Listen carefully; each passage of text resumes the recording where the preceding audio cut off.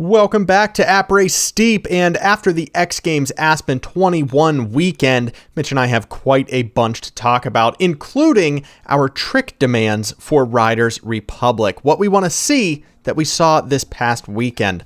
We're covering all of that and more in Week 6 of Après STEEP.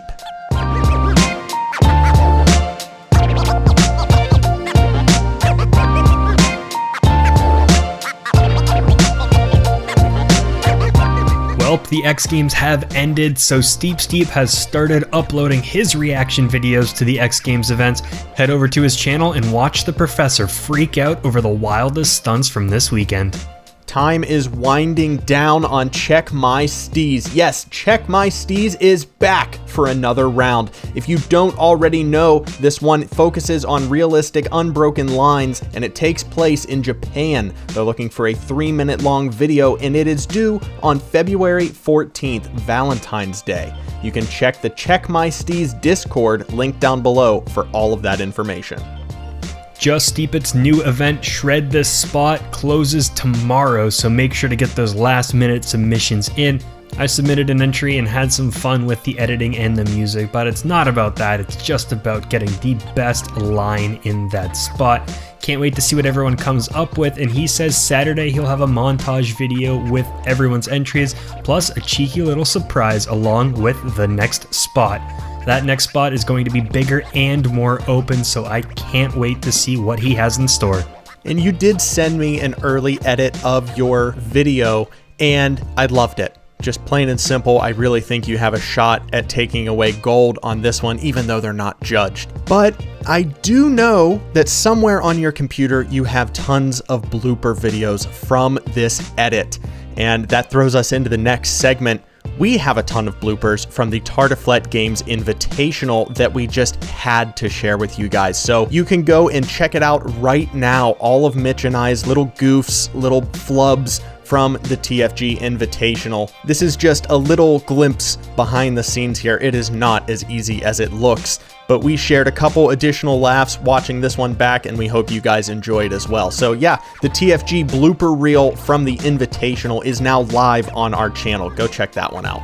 And last week we opened our real life kit review where you can post your gear, your equipment, and your photos of what you ride up there on the mountains. We'll probably keep that open for another week or two until we have a couple submissions, and then we will talk about it in one of the future episodes. Hey bud, you watched the X Games this past weekend, right? That was my entire weekend plan, just event to event and then sleeping in between. All right, cool. Yeah, we're going to need all of that knowledge, everything you saw, everything you learned from this weekend coming up right about now.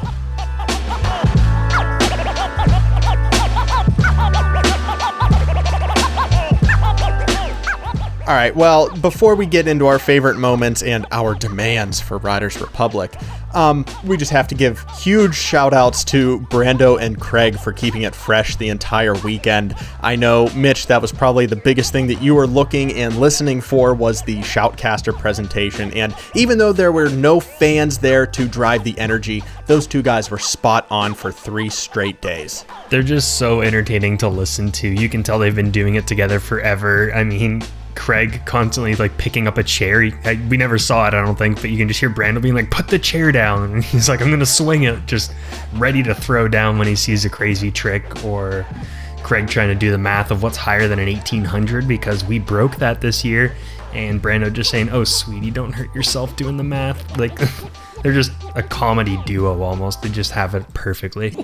What's 1800? That's a 19. Oh, no. It's another, it'll be 1980. Sweetheart, don't do the math. Yeah, I mean, they had nothing else to go off of. They couldn't sit down with riders. They couldn't be up in the booth with anyone fun. They couldn't be down in the mix with a crowd. So they really had to rely on themselves. And every single event had one moment of just the Shoutcasters, not even the riders' performance. The Shoutcaster performance was just absolutely lights out. So well done to both of them. I mean, Brando, he was featured in season 1 of the Tartiflette games, so I think we can claim that we taught him everything that he knows. Well, I'm not going to get ahead of myself. That was just a joke. Sorry, Brando. We'd love to have you back for season 2. Well, what I'm going to bring up is the spins that we saw this year were insane, and everyone says it's been, spin to win sometimes, but whenever we were doing the knuckle hucks and then into slopestyle, people didn't want to see 1800s, 1900s, triples, quads, because it's unrealistic if you do that in steep on a slopestyle course or in the knuckle. But we were seeing massive spins. Marcus Cleveland pulling off a quad 18 on the snowboard to get gold in big air. I don't think he could stop in time. You just hope you hit the ground and on your 2 feet. I mean, yeah, that was absolutely blowing my mind. I mean, talk about rotations. Mathilde Guermot over in women's big air pulling off the first ever switch dub 14. Are you kidding me? I have no idea how these riders are pulling off so many rotations. It seems like something has changed, whether it was the course or the equipment, whatever. I mean, they might just be sending it hard, knowing that there wasn't anybody there to watch them and react to a big fall. But regardless, this year was just on a completely different level. And on the skiing side, we saw a triple cork 1980. That's the one that Craig couldn't do the math on, from Andre Rigetli.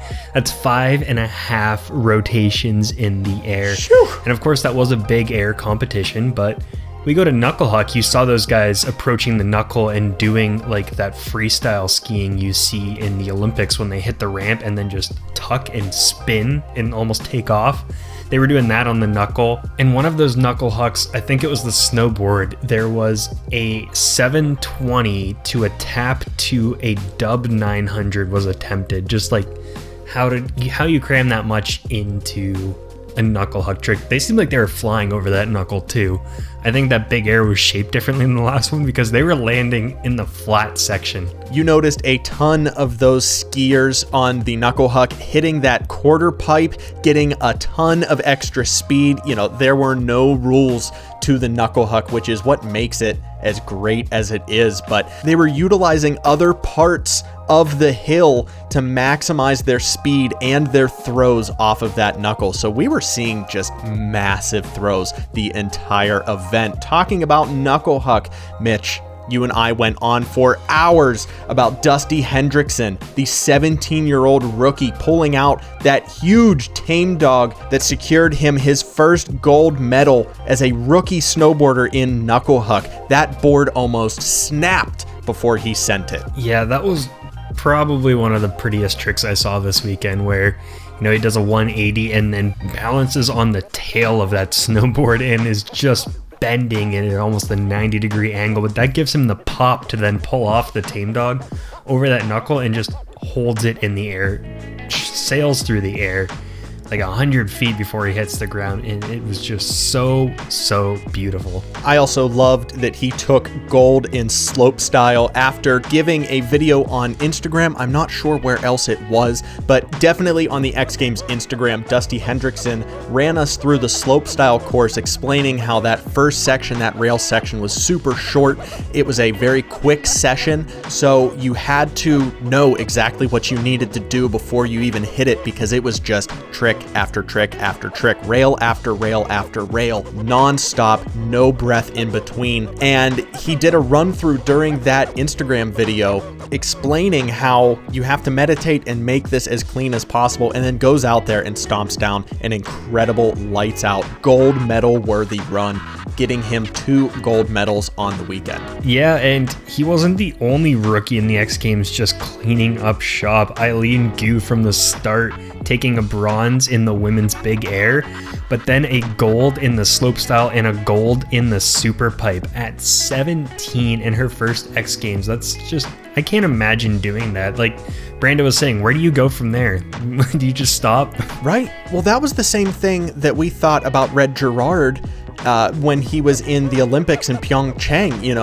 he goes out there, he sends these incredible runs, the world is watching and their jaws are dropped. And it's like, where do you go after that? And he just keeps getting better and better. And unfortunately, he didn't walk away with any hardware, but still, he's still putting down some insane tricks, insane rotation, and some gnarly stomps. So there is plenty of room for Dusty and Eileen to grow. Of course, we can't wait to see them back at X Games next year for 2022, and maybe even the Olympics. Who knows? Well, only time will tell for them, but one last trick I gotta shout out before we move to the next part is Jesper Schotter's knuckle huck, his run 5, the switch double backflip tip tap, as Tom Wallish was calling it. Just crazy. They missed it on camera first time, but he pulls the switch double back over the knuckle, but after the first backflip, gets both tips to touch the tip of the knuckle before continuing on. Just so insane. Something you would see in Steep, and I can't wait to see someone recreate this. Well, that segues perfectly into the next section of this week's main topic.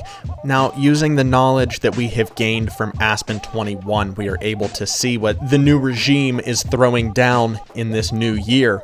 I think we should make some trick requests for Riders Republic. You know, while the game is still under development, I think we have enough time here to shout out at Ubisoft and tell them, hey, these are the things that we would love to see in the game if you just have an extra second to throw those in. So I think we each pick like 1 or 2 and we'll just roll with it. We'll try to explain why we feel that trick is so important that they need to set aside a couple of days to add it into the brand new game. Before we get to rambling on, just want to encourage all of you to go down below in the comments and comment your favorite trick from X Games 21. What do you want to see added into Riders Republic? Well, the trick that needs to be added to this game is one I found out after watching the snowboard knuckle huck, I believe, or the big air, but they referenced a trick called the lawn dart. So I had to look it up because, you know, I've never heard of that before. It's not in Steep, and I haven't seen it too often. There's a video from way back in the X Games, I want to say 20 years ago, from X Games 1999. So when I was 5 years old, Ben Hinckley's lawn dart trick is just gorgeous. I have it playing right now. Simply, I don't think I'm ever going to see a better trick. We always talk about how a single backflip is our favorite to do in the game, but this would quickly become my favorite when it's added to Riders Republic. I'm going to say when, because this has to get in there, where he just goes off of the jump, front flip, tucks his arms straight back, holds it as long as he can, and then lands that thing. I am picturing 5 people in Riders Republic all pulling lawn darts at the same time off a cliff. It just couldn't get better than that. Yeah, they mentioned this a couple times through the weekend. You sent this clip to me and my jaw hit the floor because when you're watching it at first, you know, it's a great visual. It looks incredible, but then you really start to digest it once the replays start going and you realize that he is going off of this jump with next to no rotation. He is not going head first into this front flip off of the jump. He is throwing himself head first and then slowly tucking himself to try and finish that rotation. So the commenters say it in this video here, but it might not be as much of a trick as it is a stunt. But if I would see it in the game, if I would see it at X Games 22, brother, this would be a perfect 10 from any judge in the world. Mark those words, because I really think this is one of the best things that anyone has ever done on a snowboard. And once again, I have to go back to Dusty Hendrickson's knuckle huck because that spring off of the knuckle was just picturesque. And it got me thinking the minute that I saw it, that first run watching it live, I just said to myself, we need to have the boards be springier. We need to have our freestyle boards, our slope style boards have a ton more give than what they do right now. And with that comes balance controls. So, you know, this is a big ask, but I would love to have more balance controls so you can pull off, for lack of a better term, a wheelie on your board. Just press back into the tail, lift that nose as high as you can, and just ride it like that. I think that would be an incredible addition to the game. And, selfishly, it would add so much more to the Tardifflet games. Another thing I'd love to see after watching these X Games is more control over the spins in the air. As far as I know, in Steep, you can't control whether it's a double or a triple 1800. It's always going to be a triple 1800 unless you find some sort of glitch or get close to something in the game. But we saw that in one of the big airs. We saw someone do a dub 18 and someone do a trip 18. And they were talking in the commentary about how that dub might be a bit harder, or doing it as a flat spin might be a bit harder because, when you set that triple rotation, your body naturally wants to go 18. So I'd love to see even more control in that, just to add even more flair to the game. Oh, yeah, absolutely. So just real quick before we move on, I want to make a little edit, a little note on my suggestion for springier snowboards, and I want to include skis as well. Colby Stevenson went up as the final run of the night on ski knuckle huck and pulled off a nose butter that lasted the entire length of the knuckle and then sent it off. But more so than the trick he pulled off, I loved that nose butter. I loved how long he could hold on to that. So that goes with Dusty's, tail press as well, that they have control over their equipment, that they can shift their weight and they can transform a trick without leaving the ground, if that makes sense. I am confused myself right now, but I would love to be able to push a nose press, push a nose butter as long as humanly possible. I would love to sit back on my tail in a wheelie. I still haven't come up with a better name for that. A manual? There it is. Yep, that's what I want. I want manuals. Manuals all day long, please. Thank you. Well, I guess to cap it off, it's not something we saw in the X Games, but maybe they can add a split board that then once you jump off the air, you can detach, split into skis, and then reattach to your boots and land, so you could do these half tricks midair. I think we have overstayed our welcome here. Ubisoft has officially turned us off and blocked us on their YouTube channel. They don't want to hear any more of our suggestions after a split board, even though that would be sick. Please add that before any of these tricks if you can. We love you guys. Thank you. All right, let's head on over to the Riders Roundup.